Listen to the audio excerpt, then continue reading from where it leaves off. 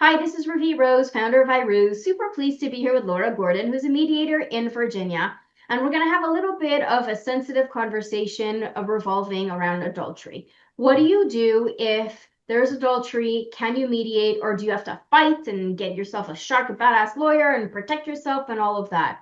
So, we're going to be talking about how mediation could be a really reasonable option. So, we know that you're hurt. We know that you have a lot of emotions related to the adultery. But we want you to understand that moving forward, you have peaceful, more amicable, resolution-oriented alternatives. And we don't want you to feel like your only choice is to run and spend 20, 30, $50,000 in fighting. So Laura has a lot of experience in this area, and that's why I'm delighted to have this conversation with her so she could share some wisdom with all of us.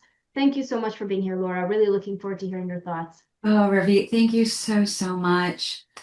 Yeah, so mediating, first of all, anybody who is watching this and they're going through this situation in their life where, trust is broken and pain is pretty much bleeding out everywhere of their body. There's a lot of pain, both parties, I would say, in some degree.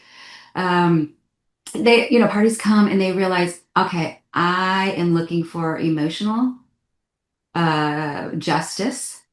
I'm looking for vindication in the court systems and parties sometimes, especially the one who was cheated on and then infidelity occurred, feel like I need to be vindicated and my only route is through court. Mm. But recognizing that the healing process and the pain that's surfacing as a result of this really can have profound support in the mediation setting. The reason why, so mediating in these delicate situations, the mediator will understand the situations at hand, walk with both parties in a delicate way, understand where each party is coming from, and all of the things that each person in the situation feels is fair can actually be discussed in mediation. Mm. And those outcomes can occur in the results in the favor of those looking for what they find is fair. But these parties also choose that, hey, down the road in the end, how is this going to affect my children? How's this going to affect my life? How much energy do I want to put in fighting and litigation? Uh, do I want to appear in front of a judge and speak my time and my story, which is pretty limited because you don't get that much time in court. But in mediation, you can speak to that pain. And as I work with parties in these situations, I share with them, you know, the healing sometimes is about bringing out clarity and intentions about what they need and want in their future. How do they raise children? Because at the end, there's still children there. And what is in the best interest of them and the children really find that they just want two parents to love them and not to fight.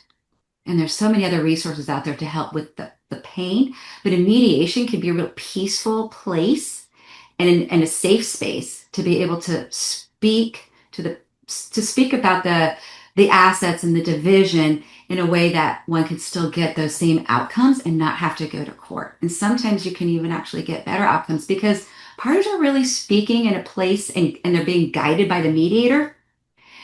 And in a moment of like with someone they trust. So I think that's really important as well. One of the pieces that I really want you to pay attention to is mediation is really about the process, who's going to do what, how, where, and all of that. It's not therapy, right? So you may Mhm. talk about your emotions, you may talk about what's happening, you may talk about your disappointment to a certain degree.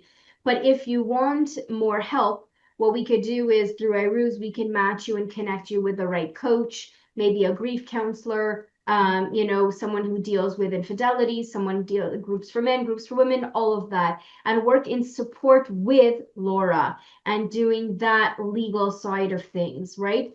So it's very important to understand that when you go in front of a judge, you don't have time and you actually don't want to talk about your emotions too much. So any judge or any good lawyer will tell you, you don't want to express it in front of a judge. So I don't want you to feel that, you know, if you go in front of a judge and you say that he cheated, she cheated, he did this, she did that, that you're going to win points. You're not, because the judges don't really want to pay attention to that stuff.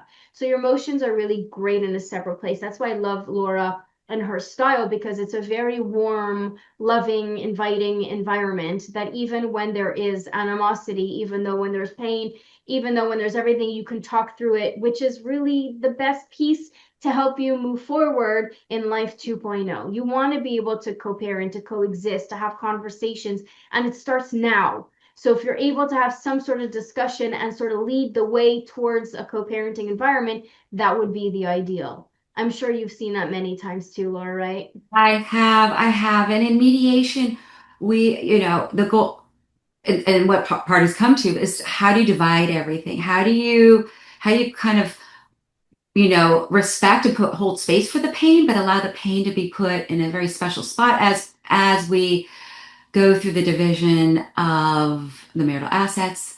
What does custody and visitation look like? Help parties to get recentered to the purpose of why they're there. And the meaning behind why they're there is to be able to take a delicate situation such as this and to be able to move through it in a fair and amicable way where the parties feel like they're holding space for their own amicable style.